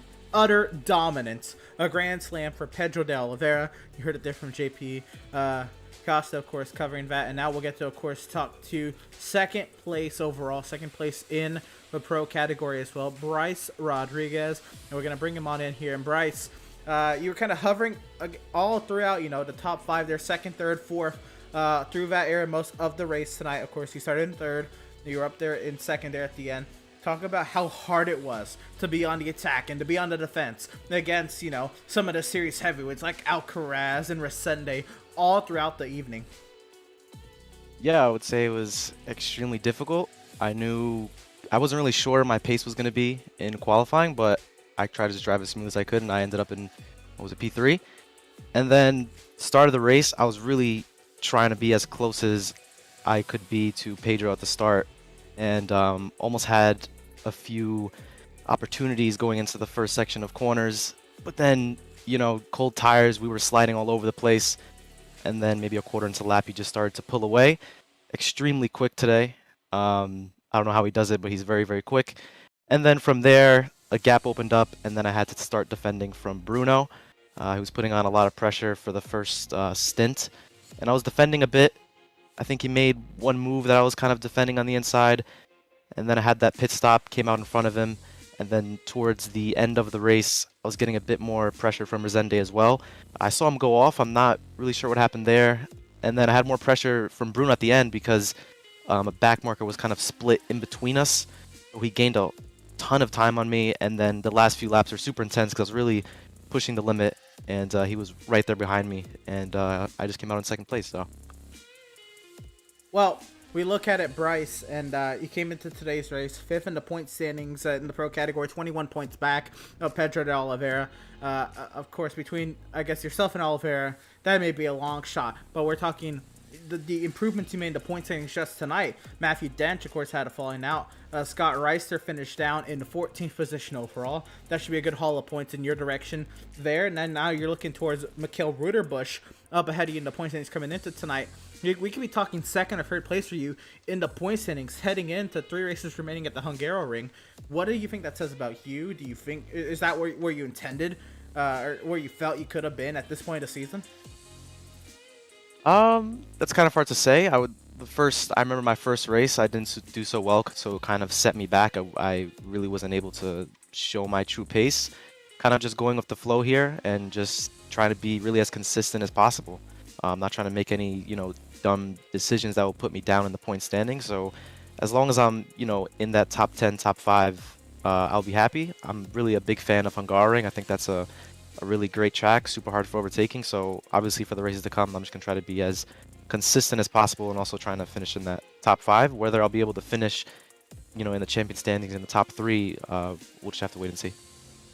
Well, let's get a little specific coming up with the Hungaroring. We go from one Formula 1 track to the other, a newer track to the service. How do you feel about your, potential at the Hungaroring, what you bring to the table, and where you might end up there? I would say I feel great about the track. I've done the official series multiple times. I've had some great battles there, and this track goes back for me to the Codemasters F1 game. I've been driving this track for years now, and it's for sure up there with my favorites. It's like a Monaco in a way, and I think the flow is great. I love the back chicane, and with the Lamborghini, which I'll be using, I think the rotation is just really awesome, and I really just have a joy driving that track, so I'm expecting to finish, in a decent position. Well, Bryce, second place overall, second place in the pro category. Nothing, to shrug off or anything. A phenomenal drive from you tonight. De Oliveira was pretty much on his own planet, but the amount of defending you had to do and the attacks you had to go among some of the series best was a phenomenal drive tonight, Bryce. Congratulations on that. Thank you. We'll give you the floor here to shout out. You've got a shout out, thank you for the thank. And I hear you have a cool YouTube channel. You should plug that as well. I do, yes. Thank you. Should I plug it in the chat or? Yeah, you can do that, but this is your time to kind of talk about it and shout out whoever you got to thank. Yeah, it's Bryce Evolution. I have this for a while now. Unfortunately, I wasn't able to make a hot lap guide of Silverstone. Just been super caught up. But it's probably becoming tomorrow. I don't know if that's going to be as useful now that the race is over, but yeah, that's going to be coming soon. And obviously, the race highlights for this race. Hopefully, I can get that out by this weekend. So I do post race highlights for every single race, and I try to cover just exactly what's going on. And sometimes I put the commentators in there as well in the beginning. So I think you'll be in that video as well. Right on. Well, you love to hear it, Bryce. Appreciate all you do for your YouTube channel. That's a cool channel, Bryce Evolution. Go ahead and check that out for yourselves. Once we're done here with the NARL post race. And for you, Bryce, congratulations once again on the second place finish, and best of luck to you at the Hungaroring. Yep. See you soon. That was Bryce Rodriguez, their second place finisher in the number 299 Lamborghini. A great run for him. I'm not sugarcoating that by any means. That is a tough drive, and he was up for the challenge, and he finished second. He was able to fight through for it. And JP, now we're gonna go ahead and we're gonna talk to how about amateur race winner Mark Scott in the 166, who went toe to toe with some of the pro drivers tonight. How about it?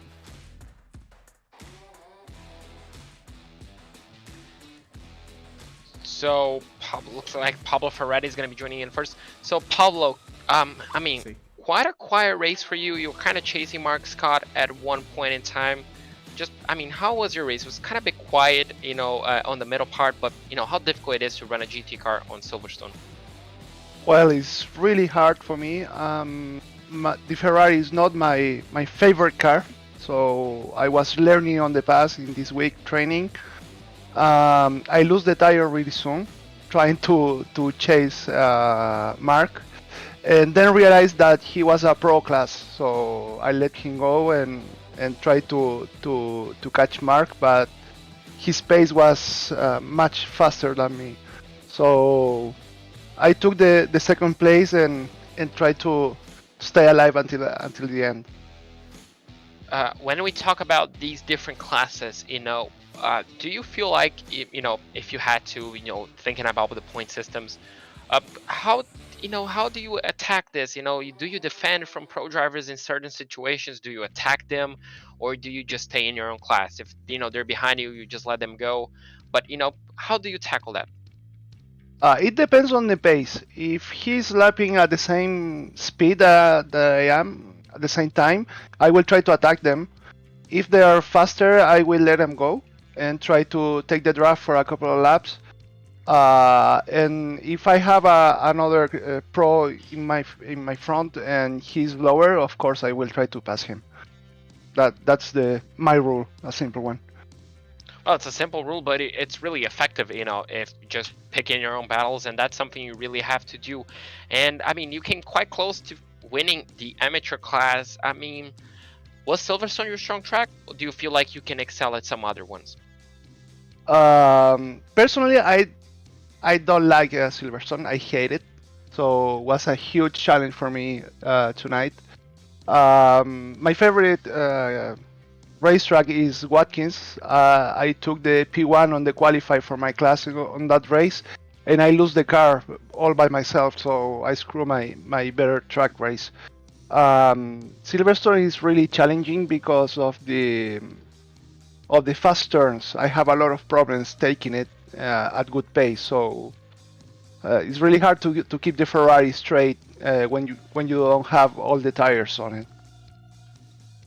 Well, being on a track that you hate with a car that you don't really like and finishing second place, it's a really good result, isn't it? But when we look forward to next week, the next round, essentially at Hungaroring, how are you feeling? Which car are you going to choose? What's going to be the strategy there? I'm choosing between the Ferrari. I will try the McLaren and the Lamborghini too. I think that Hungaroring needs a good rotation car. It's a brand new track for me. Never raced there before, so I have a lot of practice for this week, and I hope to finish in the top 5 of my class. That's the goal. Well, that's really achievable goal, and I really do hope you achieve it. Hopefully, we're going to be talking to you next time around in Hungaroring. But before I let you go, who do you have to thank? Who do you have to shout out? Sorry, did you understand that? Who do you have to thank? Do you have any sponsors, any friends, family that you want to thank? Of course, first of all, my family that gave me the time to practice because I have little kids, a wife, a job, and special thanks to my team, SDS Racing Team, because we're training together. Radames is another new driver that is racing here with us. Tonight he had an accident and have to quit the race, but we try to learn together and spend some time. So really thanks to them. I'm pretty sure they're happy with your result. And well, as I mentioned, hopefully we can talk to you next week. I hope you have a safe night, and well, see you soon. Thank you. Good night. Well, Emerson, that was Pablo Ferretti. I'm really happy with his result. I mean, started 20th and finished in 13th place, so got 7 positions on the race. And I mean, on a car that he doesn't like and a track that he hates, that's going to be really good. But I'm going to be passing you to our amateur winner. And that is right. We have our amateur winner, Mark Scott, coming up to join us here with the amateur class victory, 11th position overall. But Mark, you were up there. You started 15th and you were as high as 7th pretty early on in the running tonight. How was it in your eyes and in your mind working your way in some dense, pro driver traffic?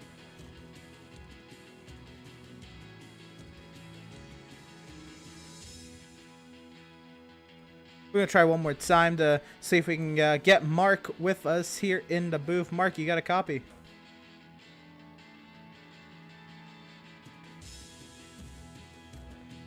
It appears that we do not have Mark Scott to comment on his amateur class victory tonight. Unfortunate circumstances there, but Mark Scott, of course, with the amateur class victory, it was quite a run that he had put on. Again, starting from 15th, and it was, I think, only 10 minutes in, he was up to 7th. And among some of the better drivers in the series, and being an amateur driver in the middle of those pro drivers is no joke. And of course, he had to, fend off some hard charging drivers like Brian DeVries as well, en route to his 11th place overall finish, and of course the class victory. But JP, I think it's time we should go through some race results now that we're at it, and let's go ahead and see how everybody came to the line through all of a grab bag of strategies and the spins. Not as hectic as the second half of Detroit, I should say, but nonetheless, still a lot to go through. And let's start with, of course, Pedro de Oliveira with the overall and the pro category victory. He has 6.5 seconds, the margin of victory he had over Bryce Rodriguez. Bruno Alcaraz comes home in third. Mikael Ruderbusch fourth. Jackson Rosende will finish off in the 5th position. Kevin San Diego there in 6th. Blake Scott 7th. Guilherme Carretoni there in 8th. Scott Kimbrough 9th. And Brian DeVries will round out the top 10. JP? In 11th place, we're going to have Mark Scott, who unfortunately we couldn't hear from. Fabio Zamperlini doing a comeback drive to finish in 12th place. Really good drive from him. Pablo Ferretti, who we talked to in 2nd place in the amateur class in 13th. Scott Reiser is going to be finished off in 14th, just ahead of William Coffey, ahead of William Valdez in the 128. Mike Braun is going to be finished off in 17th place. Diego Ere in 18th. Joshua Benjamin in 19th place. And Matthew Casey in 20th place. Still, no drivers a lap down in the top 20. Just shows how close this field was today. Absolutely. This field came to play tonight. Scott Angelo there in the 21st position. Sonny Brown in 22nd. Rob Rodriguez, 23rd. Chris Winstone, 24th. Dominic Anglacillo in 25th. Clarence Rosa in 26th. Armando Bejeron, 27th. And Daniel Hall, the last driver on the lead lap in 28th. Pierre Thompson had some troubles there in the middle part of the race. He'll come home 29th, the first driver 1 lap down. And Radames Rodriguez will be in 30th, 1 lap down, JP.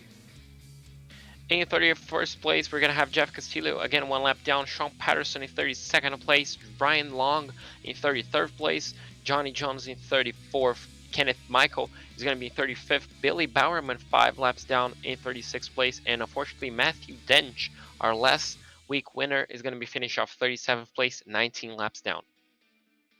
And that's how all 37 came to the line tonight. And definitely the tale of a couple different races. It was good to be back with the 50-minute race. The 60-minute race was very intriguing at Detroit, and the way it worked out with a couple pit stops, and pretty much after that first pit stop, when we got into the middle portion towards the end of the first stint, the second stint, Detroit, there was a lot of calamity. So I think that kind of showed tonight that tonight was a much more calmer race. We had the action at the start of the race, but really it was here pretty much that last pit, the pit stop to the end. We kind of saw the real positions of where these drivers were going to finish. There wasn't too much. Of course, we had the net-coded incident between Resende and Alcaraz, but other than that, a relatively clean race tonight, JP. But what are your thoughts? I mean, just another great race. Unfortunately, Silverstone on GT cars, I guess, doesn't provide that many overtaking opportunities, but it's still, we did see plenty of overtaking opportunities, and I mean, it was just another great drive. Great race for NARL, and I mean, next time around in Hungaroring, that's gonna be tricky. As Bryce Rodriguez mentioned, it's essentially Monaco without the barriers, so it's gonna be difficult to overtake, but it's gonna be an interesting challenge for each and every single driver. And looking at how much practice Pedro de Oliveira put in, I mean, some drivers are really gonna be having to step up if they want to keep the championship hopes alive. Yeah, absolutely. A lot to look forward to with the race coming up at the Hungaroring in a couple weeks time, and more coming up on the channel. We have a couple more broadcasts before we take a little bit of a break for Thanksgiving. Sunday night we have the Superior Class Auto Racing GT1 series at Lime Rock Park. That should be a blast with those GT1 vehicles. 8:45 p.m. Eastern, Sunday evening. You won't want to miss that. And then Monday night, the BRPI Racing series with their 3rd race of the season from Lima Land, 8 p.m. Eastern. You won't want to miss that. And then that's where pretty much our Thanksgiving break will start. We'll pick things back up the following Monday with Weed Sport at 8 p.m. Eastern for the 4th race of the BRP iRacing series, and the Dirt Big Blocks in full swing in the BRP iRacing series. But we have Scar on Sunday night with Lime Rock Park. A nice little slate of races we got to wrap up, and then we get, you know, that week off for Thanksgiving. We're back at it with Weed Sport, and then we'll keep things rolling then with Outlaws, and then we'll be back with the North American Racing League here at the Hungaroring. That should be December 1st, a couple Thursdays from now. But of course, JP, you can find all of the updates from all of our social media outlets about all of the series that we mentioned there on the upcoming broadcast. Why don't you go ahead and tell us all about them? Well, obviously, you can follow us on facebook.com/pitstoptv, on twitter.com for some amazing shots and live coverage. Tonight was brought to you by Trey Shuttlesworth. You can also follow us on instagram.com at /pit_stop_tv, and obviously live coverage from our YouTube channel at youtube.com/pitstoptv1. And well, Emerson, it's always fun, and I'm pretty sure you should follow us on each and every single social media. Absolutely, that and our Twitch at twitch.tv/pit_stop_tv, which is where we were also live to tonight.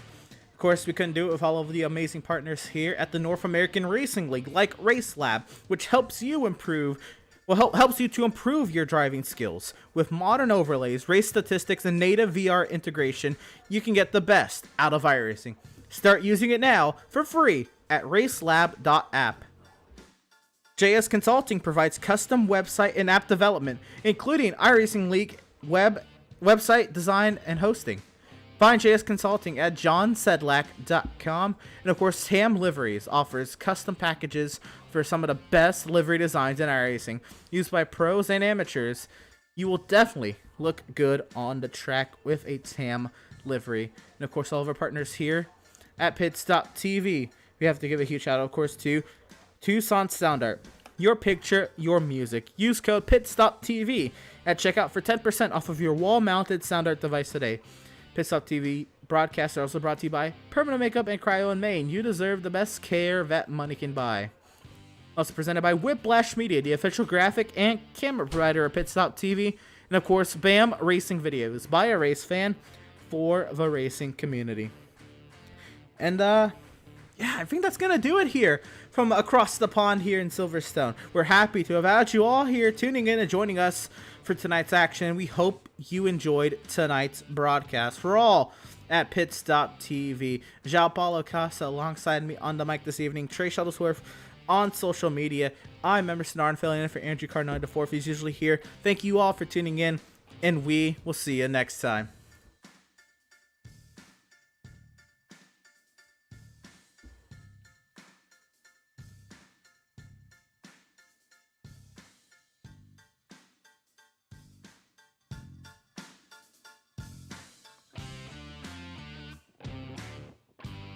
Have you found yourself trying to hide your joy because you're unhappy with your teeth? Your smile is the first feature noticed in an interview, on a date, or in family photos. We want you to be able to shine bright as your best self, and our teeth whitening system is the perfect step toward restoring your confidence.